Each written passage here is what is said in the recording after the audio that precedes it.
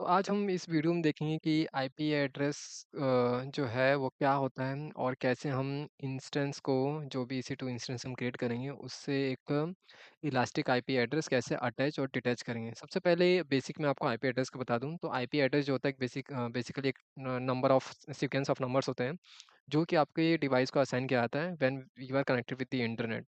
तो इसका मतलब है कि आप जब भी किसी नेटवर्क से कनेक्ट होते हैं, let's suppose Airtel, Jio, Vodafone, तो वहाँ पे एक आपको आईपी एड्रेस दे दी जाती है। आपको आपके डिवाइस के लिए एक आईपी एड्रेस असाइन की जाती है ताकि आप फ्यूचर में कोई भी रिक्वेस्ट करें तो सामने वाले जब आप सर्वर पे किसी भी सर्वर को अगर आप रिक्वेस्ट करते हैं तो उस सर्वर को पता होना चाहिए कि ये रिक्वेस्ट जो है कहाँ से आ रही है। लेट्स से सपोज अगर आप गूगल डॉट कॉम करते हैं, www.google.com, तो गूगल वाला कैसे पता चलेगा कि ये जो रिक्वेस्ट कहाँ से आ रही है। तो उसके लिए बेसिकली एक आईपी एड्रेस असाइन की जाती है कि गूगल को पता चले कि जो ये रिक्वेस्ट है, ये इस पर्टिकुलर डिवाइस से इस पर्टिकुलर आईपी एड्रेस से आ रही है। तो ये बेसिकली आईपी एड्रेस जो है एक तरह से आप समझ लो कि आपका एड जैसे आप होम एड्रेस होता है उस तरह का एक डिवाइस को एक असाइन किया जाता है सर्विस प्रोवाइडर के थ्रू आप आईपी एड्रेस। तो चलिए चलते हैं स्क्रीन पे और देखते हैं कि आप EC2 इंस्टेंस में एक इलास्टिक आईपी जो है कैसे अटैच कर सकते हैं और डिटैच कर सकते हैं। But before that, if you are creating the new instance and if you are stopping and restarting, तो आपका जो आईपी एड्रेस है वो चेंज हो जाता है। अगर आप बंद और चालू करते हैं तो आपका जो EC2 इंस्टेंस का आईपी एड्रेस है वो चेंज हो जाता है। तो कैसे इन चीज़ों को हम स्टैटिक बना सकते हैं, चलिए देखते हैं स्क्रीन पे। तो गाइस हम आ चुके हैं स्क्रीन पे और यहाँ पे सबसे पहले हम एक इंस्टेंस क्रिएट करेंगे और एक IP address, elastic IP address, जो कि हम एक दूसरे के साथ में लिंक कर पाएँ। तो सबसे पहले हम एक इंस्टेंस क्रिएट कर लेते हैं। यहाँ पे आप अभी देख पा रहे हैं कि कोई इंस्टेंस रनिंग में नहीं है। मैं यहाँ पे एक इंस्टेंस जो है लॉन्च कर रहा हूँ और यहाँ पे मैं दे रहा हूँ इंस्टेंस का नाम instance web server and sorry, यहाँ पे मैं Ubuntu का जो है वो इमेज ले रहा हूँ and we are moving ahead. यहाँ पे एज ऑफ नाउ मैं अभी कोई की पेयर वैल्यू जो है नहीं ले रहा हूँ सिक्योरिटी पर्पस के लिए। यहाँ पे बाय डिफ़ॉल्ट जो सिक्योरिटी क्रिएट होता है वो बाय डिफ़ॉल्ट स्मार्ट टच हो जाएगा।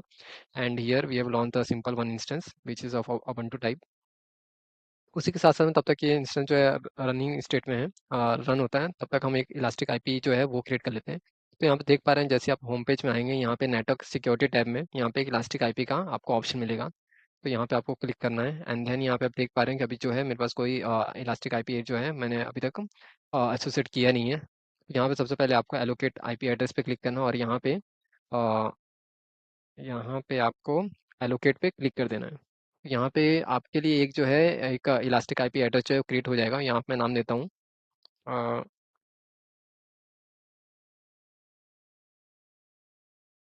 माई इलास्टिक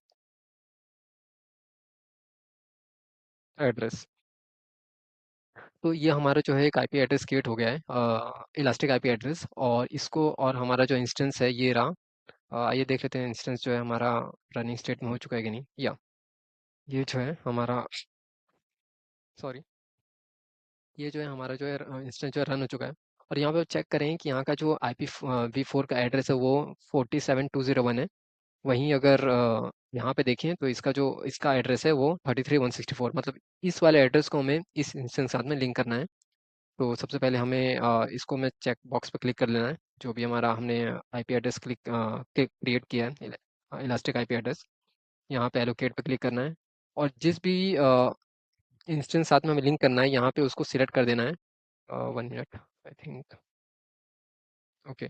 हमें सबसे पहले चेक बॉक्स पे क्लिक करना है एंड यहाँ पे एक्शंस, यहाँ पे एसोसिएट इलास्टिक आईपी एड्रेस, यहाँ पे जो भी हमारा इंस्टेंस है उसके साथ हम लिंक करना है। बाय डिफ़ॉल्ट यहाँ पे इंस्टेंस आ जाएगा, नहीं आएगा तो यहाँ पे आपको रिफ्रेश कर देना एक बार और इंस्टेंस जो है आपको शो हो जाएगा। तो यहाँ पे ओके।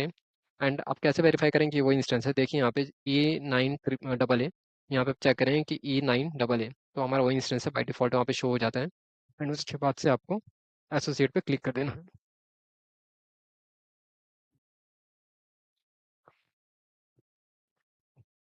तो ये हमारा जो है आप चेक कर रहे हैं कि यहाँ पे जो है हमारा जो इलास्टिक आईपी एड्रेस है इस इंस्टेंस पे लिंक हो चुका है। आप यहाँ चेक कर पा रहे हैं कि ऑलरेडी यहाँ पे लिंक हो चुका है, हमने अभी लिंक किया है। और यहाँ पे आप आईपी एड्रेस अगर चेक करेंगे इंस्टेंस पे, तो यहाँ पे आईपी एड्रेस 47201 है। जैसे मैं इसको रिफ्रेश करूँगा तो ये जो है चेंज जाएगा। तो ये हमारा इंस्टेंस जो है हमारा ऑटोमेटिकली अभी चेंज जाएगा, क्योंकि ये इलास्टिक आईपी एड्रेस के साथ में लिंक हो चुका है।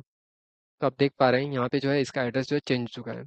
बेसिकली इलास्टिक आईपी एड्रेस का कॉन्सेप्ट इसलिए यूज़ होता है कि लेट्स सपोज़ अगर कोई आपकी वेबसाइट है, अगर आपको उसको डिप्लॉयमेंट करना है, कुछ चेंजेस आपने किए हैं, उसको री-डिप्लॉयमेंट करना है, तो यूज़र जो है आपके पुराने आईपी एड्रेस पे स्विच ऑफ रहेगा। इन केस अगर आप वापस से अगर आप नया इंस्टेंस क्रिएट करते हैं, नया इंस्टेंस पे आप अपने जो वेबसाइट है वो माइग्रेट करवाते हैं इंटरनली, और तो क्या होता है उस केस में आपका जो आईपी एड्रेस है वो चेंज हो जाता है। मैं आपको बता दूं कि इन केस अगर आपने एक इंस्टेंस क्रिएट किया है, उसको स्टॉप करके रीस्टार्ट करते हैं, तो भी आईपी एड्रेस चेंज हो जाता है। तो जो भी आपका वेबसाइट है वो उस समय के लिए डाउन हो जाती है। जो भी आपका रीस्टार्ट और स्टॉप और रीस्टार्ट का जो बीच का टाइम होता है वो मतलब बहुत क्रूशियल होता है, वहाँ पे आपकी वेबसाइट जो है डाउन हो जाती है।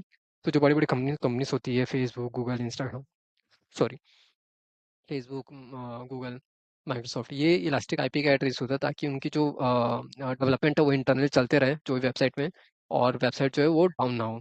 तो ये तो हमने देख लिया एसोसिएट का। अब हम देखते हैं डी एसोसिएट कैसे करते हैं। तो सबसे पहले हमें आपको इलास्टिक आईपी एड्रेस पे आ जाना है जो भी आपने क्रिएट किया है, और अगर आप इसको डिलीट करेंगे तो डिलीट ये हो नहीं पाएगा। अब मैं आपको दिखा दूँ यहाँ पे रिलीज़, तो यहाँ पे रिलीज़ नहीं हो पाएगा। सबसे पहले आपको यहाँ पे डी एसोसिएट करना है इलास्टिक आईपी एड्रेस को। तो ये हमने कर दिया इलास्टिक आईपी एड्रेस, और इसके बाद से यहाँ पे आप चेक कर पा रहे हैं कि जो आईपी एड्रेस हमारा डी एसोसिएट हो चुका है। एंड देन उसके बाद से चेक बॉक्स पर क्लिक करके आपको रिलीज़ कर देना है। तो ये हमारा जो आईपी एड्रेस हमने क्रिएट किया था ये डिलीट हो चुका है। तो आप इस तरह से आप जो अपनी एक इलास्टिक आईपी एड्रेस क्रिएट कर सकते हैं और डिलीट कर सकते हैं। और जैसे ही आप इलास्टिक आईपी एड्रेस को डिलीट करेंगे, अगर आप इंस्टेंस में आएँगी, अगर मैं इसको रिफ्रेश करूँ तो वापस से जो IPv4 की एड्रेस है ये इंटरनली जो है ऑटोमेटिक चेंज हो जाएगा। तब देखेंगे यहाँ पे ये जो है चेंज हुआ है। तो इस तरीके से ये आईपी एड्रेस और ये इंस्टेंस का जो लिंक है ये इस तरीके से काम करता है। अभी के लिए इतना ही, मिलते हैं नेक्स्ट वीडियो में नेक्स्ट टॉपिक के साथ में। बने रहिए मेरे साथ। धन्यवाद।